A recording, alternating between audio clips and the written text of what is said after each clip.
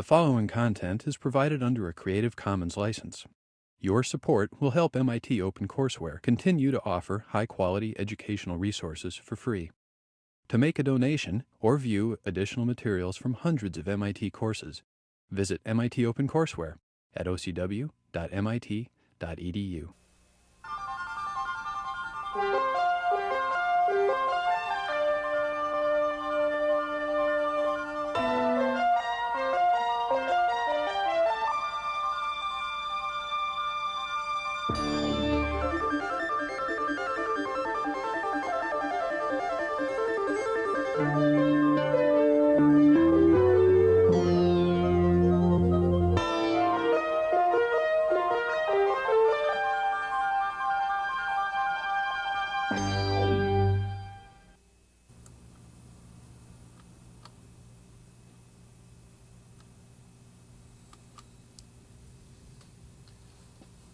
Well, today we have a chance to put away the equations and have some fun.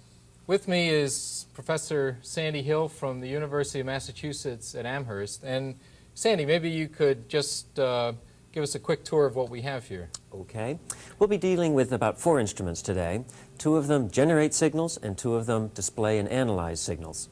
The first, and perhaps simplest, is simply an RC audio generator that will put out a variety of wave shapes, and we'll look at that in a moment. Over to the right is a device that will allow us to study amplitude modulation and the various flavors of it. Down below is a standard oscilloscope to look at the signals in the time domain so we can see their shape.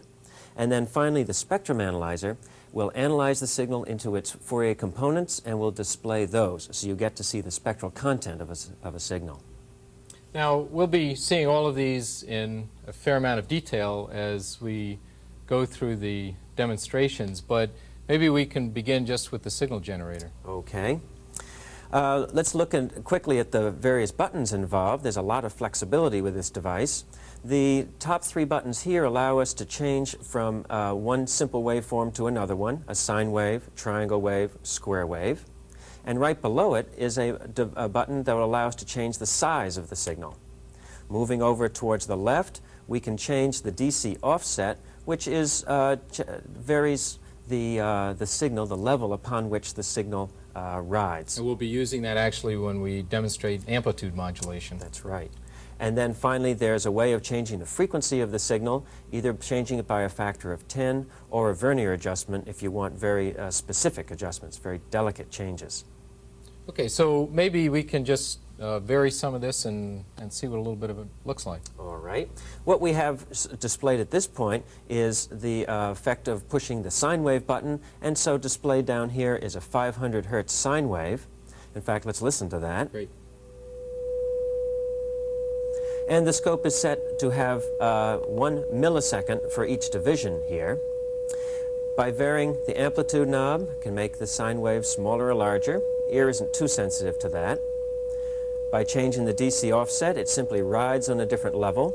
It's like putting a battery in series. And changing the frequency, you get a very perceptible change. A lower frequency, it takes longer to sweep through a period. Higher frequency, it takes a shorter amount of time. And also we can change the wave shape itself from a sine wave to a triangle wave. And you notice that has a richer sound to it.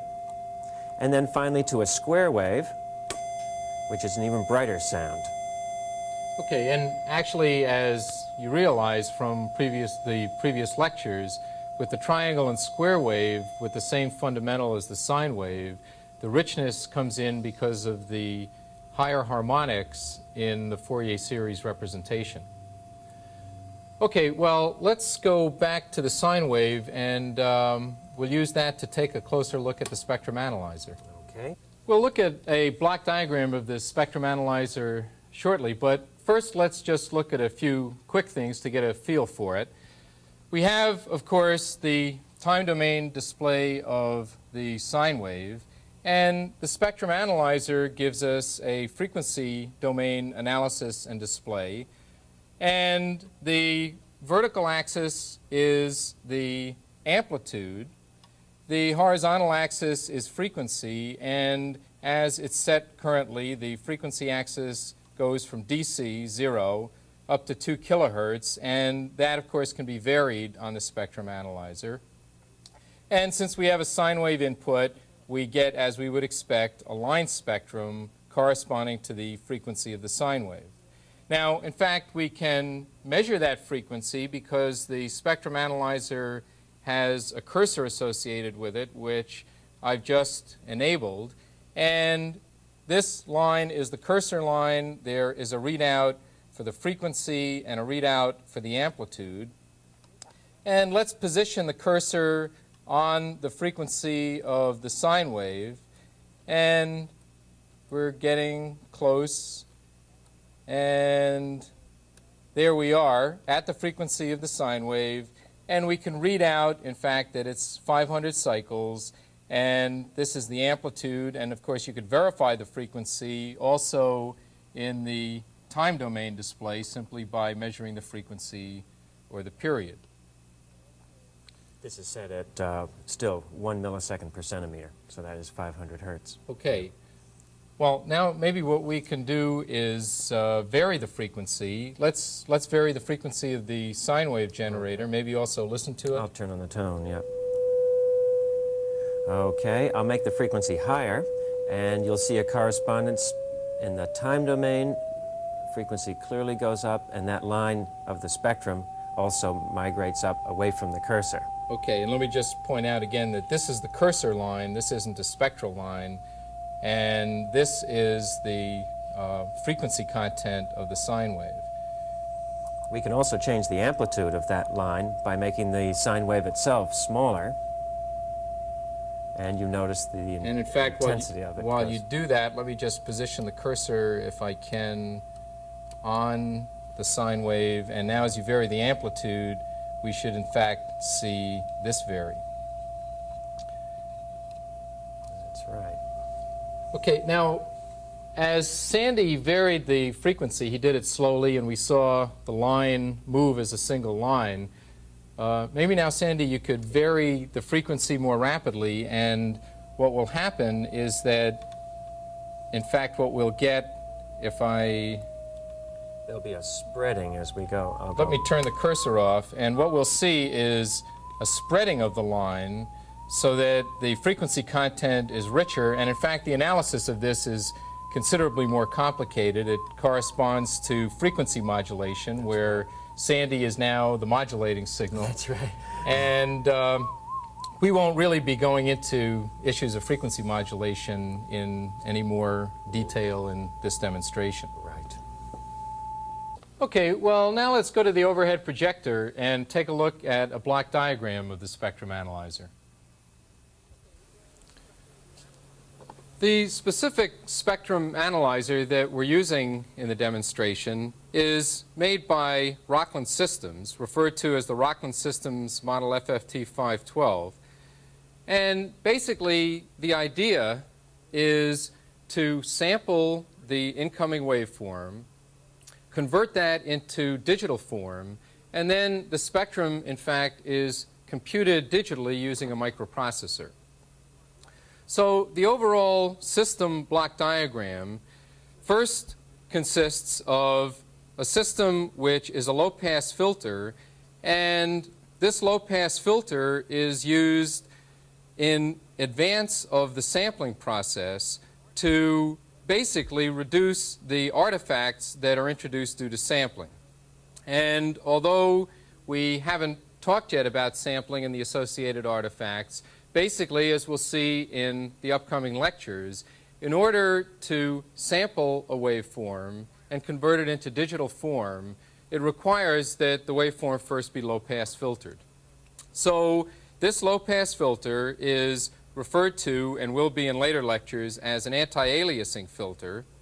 And this low-pass filtered waveform is then converted to a sequence. And so a sequence is generated for which the sequence values are simply samples of the low-pass filtered input. This low-pass filtered input is then put into digital memory. Basically, a time block of it is put into digital memory, And so that's what we have down here. Here is the sequence. The sequence is put into digital memory, and then an arithmetic processor computes for the samples in this memory. It computes the Fourier transform or the spectrum. And after the spectrum is computed and put either into the same or a different memory, that is then put through a conversion process back to a continuous time signal, and finally put out on the display that we've been seeing in the demonstration. And so this is just indicative of the display.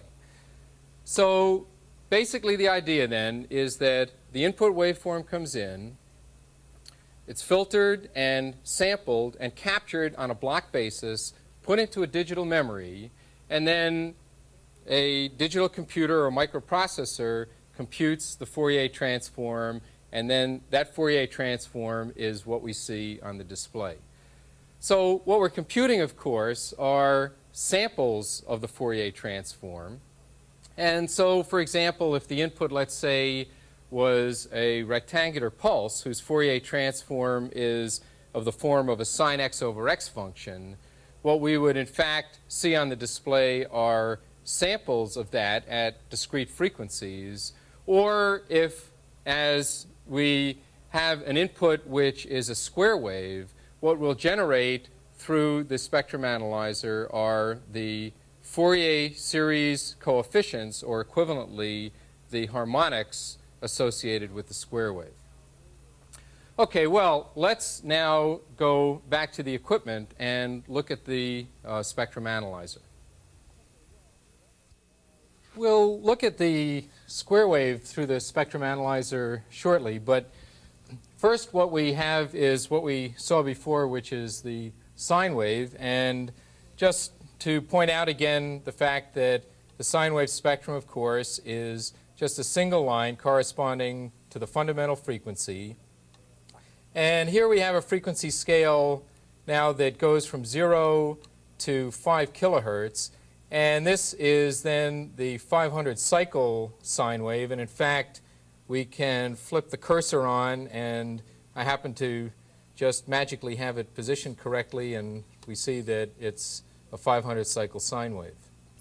Might be interesting, Al, to go and look at a richer set of signals, such as the triangle wave and the square wave, things that are conveniently on the signal generator itself.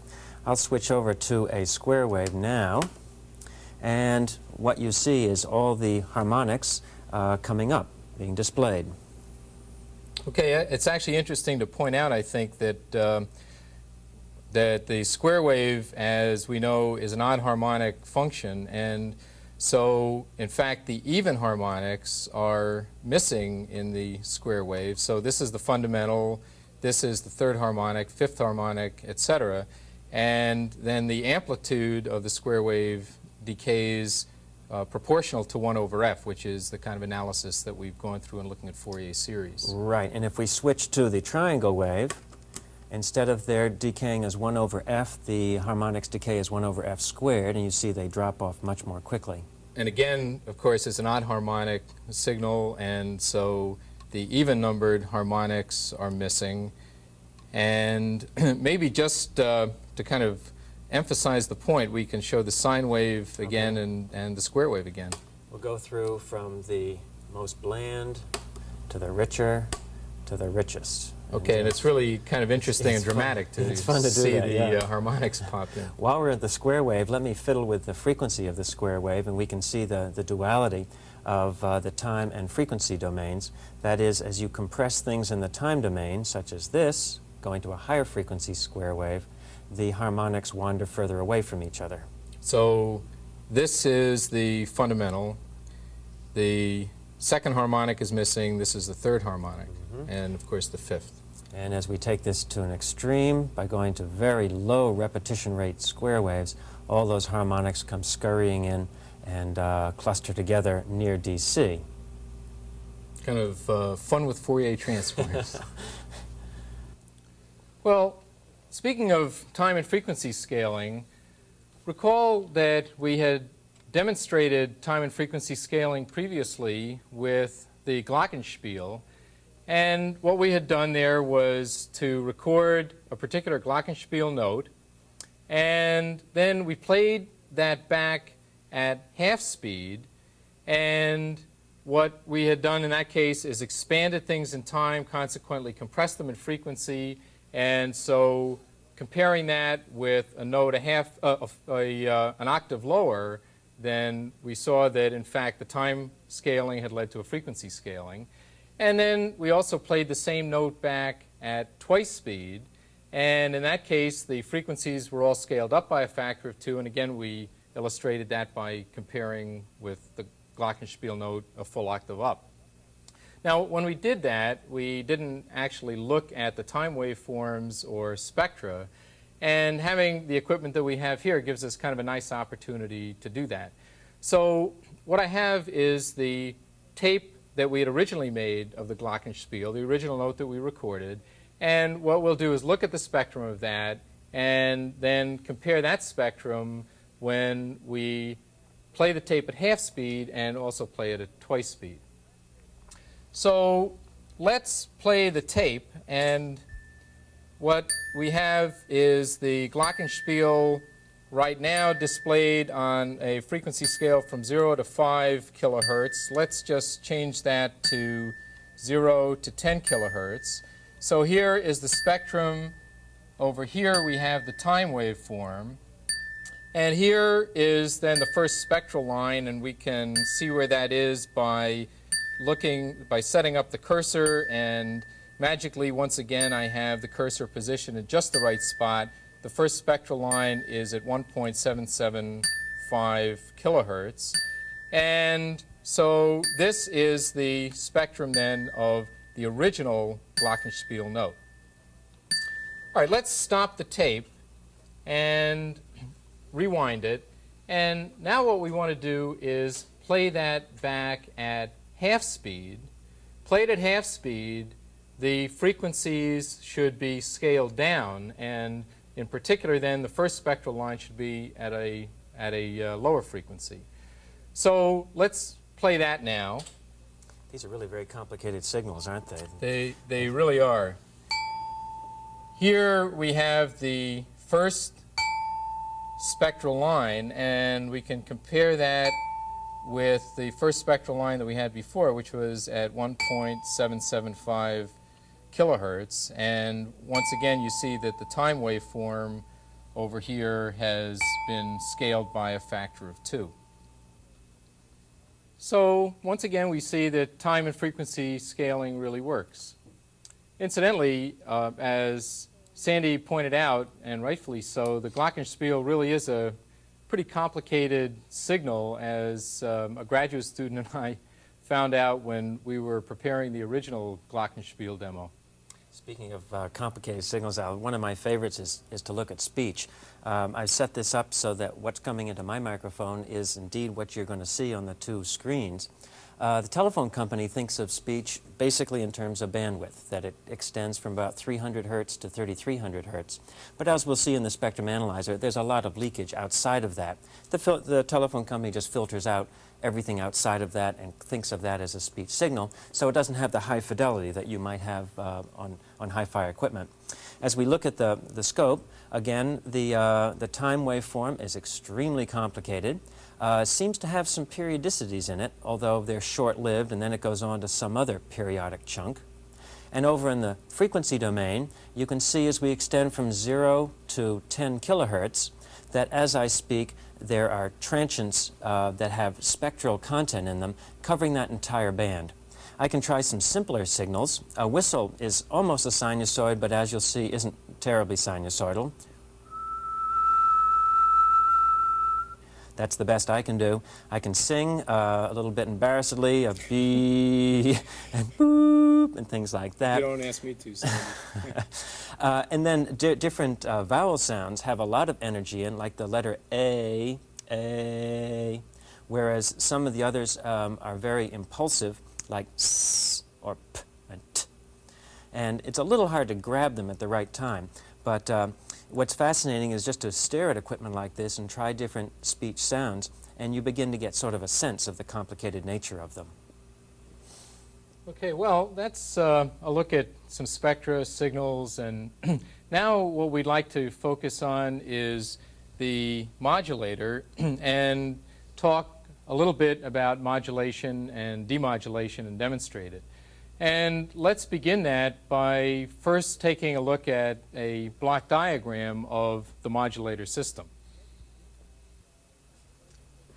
Well, as we've discussed in a previous lecture, amplitude modulation basically consists of multiplying the modulating signal by an appropriate carrier, illustrated here as we had seen previously for the case of a sinusoidal carrier, and then specifically for sinusoidal amplitude modulation, we may or may not inject some carrier signal, A times the carrier, or equivalently, if we look at the modulated output, the injection of the carrier is equivalent mathematically to simply adding a DC offset or a constant to the modulating signal. And as you recall, when we talked about this, the idea of injecting a carrier or not is related to the issue of whether or not we want to do synchronous or asynchronous demodulation, the asynchronous demodulation corresponding to the simple use of an envelope detector. And to remind you of the waveforms that are involved, again, I show two that we saw previously. And for the case, this is for one value of the amount of carrier that's injected, and this is for an amount of carrier injected that's less, and this in fact corresponds to what we refer to as 50% modulation, and this is the case of 100% modulation. Well, the modulating system that we're using in this demonstration is basically of the form that we're indicating here, and a simple block diagram for it is more or less identical to what we just saw. Specifically, the modulating signal is multiplied by the carrier, and there also is the capability of injecting some additional carrier, meaning adding it to the output of this product. And so the modulated output can have a variable percent modulation, the percent modulation being changed depending on how we set this variable gain. Now, in addition to sinusoidal modulation, in fact, for the particular system that we're using, we have somewhat more flexibility. We can use, in addition to a sinusoidal carrier at this point, we can alternatively choose a square wave carrier or a triangular carrier, and as we'll indicate in a moment when we illustrate this, there are some specific advantages to using, for example, a square wave carrier. So this is a somewhat simplified version of, or rather block diagram of the modulating system that we're demonstrating. The external modulating input here, a choice of carrier with also the capability for injecting some additional carrier into the output. Okay, now let's go back to the equipment and take a look at this. Well, Sandy, maybe to begin, you can just point out what some of the controls are on the modulator box. Okay, there are some interesting points to look at here. This is an input for an external signal. We'll be taking a signal right out of the signal generator and putting it in here, and that will be the signal that will be modulated according to the carrier.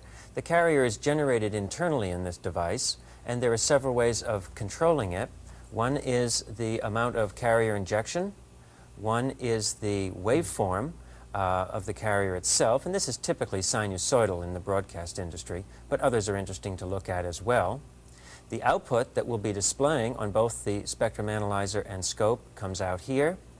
And then farther over to the left, there are some knobs for changing the frequency of the carrier signal.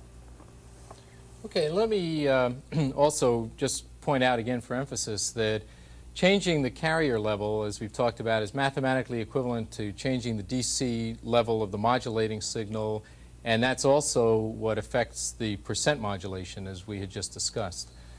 Now, what we have set up is a sinusoidal modulating signal and a sinusoidal carrier.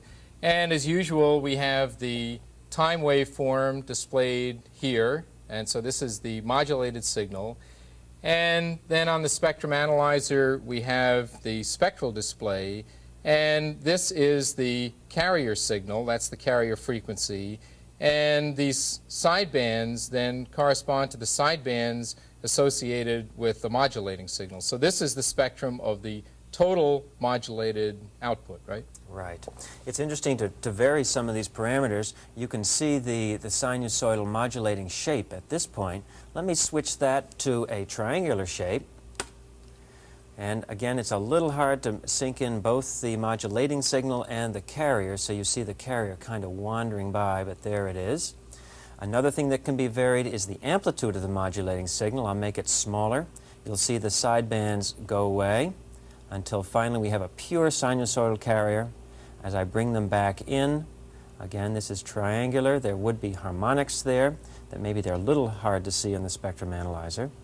I'll go back first to a square wave modulating signal, which is, again, you can see the square wave on top and one on the bottom. And so all of this then represents sidebands, is that? That's right. Those are the sidebands due to the square wave modulation. Going back to the simplest, the sinusoidal carrier, another thing we can do is to vary the frequency of the sinusoidal signal that's modulating it. I'll make it higher, and you'll notice that the sidebands wander away from the carrier signal in the spectrum. The spectrum, the carrier signal of that is, doesn't have a frequency that's changing as I do this. It's just the width of the band due to the modulating signal. So this is the carrier, and these are the sidebands. That's right. And as we go out very far, those sidebands get gobbled up by the carrier itself. I'll come back to a nice, reasonable point there. Okay, now we can change also the carrier frequency and, as Sandy has indicated, various parameters. Now, let me just point out, since I didn't previously, that the frequency scale that we're looking at here is a frequency scale out to 20 kilohertz. And we had talked about, or Sandy had indicated, that we can change the carrier signal shape. And let me change the carrier signal from a sine wave to a square wave. Now, you haven't seen any change on this particular display, but let me change the frequency scale. And what you see now is the modulating signal showing up around harmonics associated with the carrier. And those harmonics will go away when we go back to a sinusoidal carrier. This is actually called a ring modulator. It's very simple to multiply a signal by a square wave. It's just a chopping process. And so a square wave carrier signal is very convenient to generate, and then you simply filter out the higher order harmonics. Right, I'll go back to the scale that we had before, and Sandy had also commented that we can change the carrier level, and let's do that on the modulator box. We could do that either by changing a DC offset on the modulating signal or by changing the amount of carrier that's injected. And as we decrease the amount of carrier, in fact going down to no carrier at all or almost no carrier, that's suppressed carrier, we have only the two sidebands and the signal is now highly overmodulated. We bring the carrier back up, and when we do that, then we are reducing the percent modulation, and simultaneously, obviously, related to that is changing the carrier level. Now, I had indicated previously that in previous lectures that reducing the carrier is efficient in terms of power transmission, but requires a synchronous demodulator, whereas if there's carrier injected, as we have here, so that we're not overmodulating, the percent modulation is less than 100, then because of the shape of the time waveform, as you can see here, you can do the demodulation with a more or less simple envelope detector. And in fact, an envelope detector of the type that we've talked about before is exactly what is used in AM radios because of the fact that it's so inexpensive. And so here the power transmitted required is higher, but the demodulator based on using an envelope detector is considerably simpler.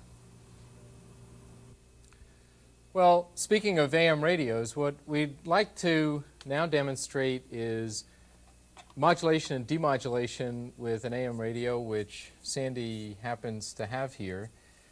And let's see, I guess what you're going to do, Sandy, is take it apart for us, right? Right. I've taken off the back, and I'm just now going to slip out the guts of it all and try and set it up so you can see it conveniently, such as right there.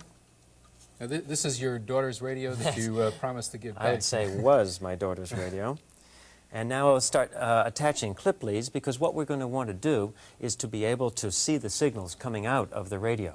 We want to see both the audio and then the modulated signal and try and see them on the oscilloscope. So I'll start setting that up now. Okay, let me, while you're doing that, also just comment that the kind of AM radio that we're looking at here is called a super heterodyne receiver, and the way that it does the demodulation is not exactly the way we've talked about it in the lectures. It's very close. The idea is that the RF signal, the radio frequency signal, first gets modulated down to what's called an IF stage, the intermediate frequency stage, and then it's that signal that goes through an envelope detector of the type we've talked about to generate the demodulated signal. So I guess what Sandy has some probes on are the RF input and a ground. And that's right. The red lead here is a ground. It's common for both the signals we'll be looking at. This is at the audio. We're actually looking at the signal going directly into the speaker across these two leads. And then this probe down here, which I found by hunting and pecking, is the IF signal, the intermediate frequency signal, with a station on it that I'll now try and get something that sounds reasonable. Okay, a little sports. Never quite know what you're going to get when you turn this on. That's right, you do. Thin clouds around here, the northern fringe of a large storm that's clobbering the southeastern United States. Make some adjustments there. And what you can see right here is the audio signal. I'll give it a little bit more gain. And this is the actual intermediate frequency modulated by the audio.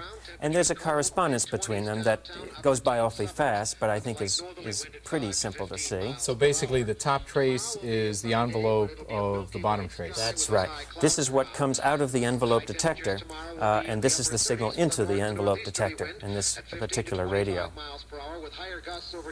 What I'd like to do for a last experiment is what we've been doing at this point. I'll turn this off for a moment.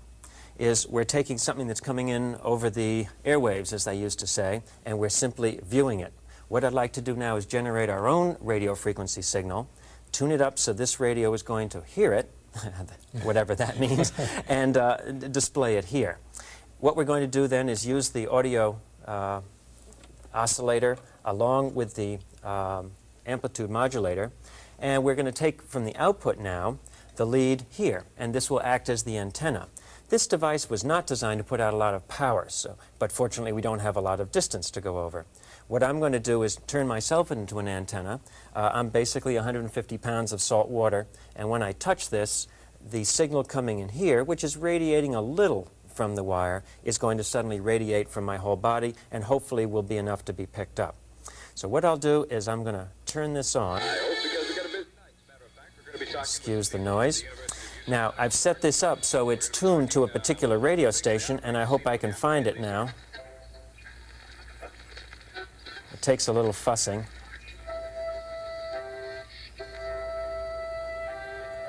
That's not it. That sounds like it now. Okay. So this gets billed as Sandy Hill Human Antenna. Right? That's right.